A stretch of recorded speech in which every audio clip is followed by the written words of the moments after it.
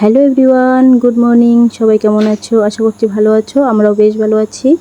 তো সকালবেলা খাবো হচ্ছে চা মুড়ি, চানা দিয়ে মুড়ি মাখা করছি আর লিকার চা।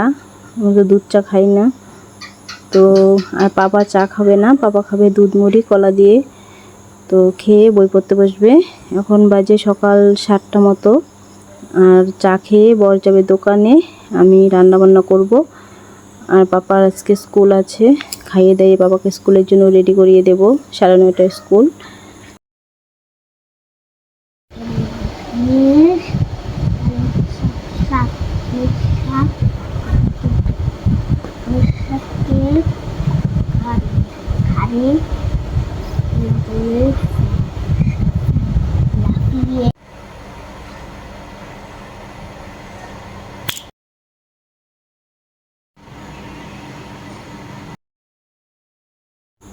আজকে রান্না বান্না করব হচ্ছে আলু ভাজি আর আলু দিয়ে পেঁপে দিয়ে পনির তরকারি।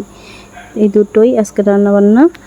তো এরপরে কিছু কাজ আছে, সেগুলো করে স্নান করে পুজো দেব।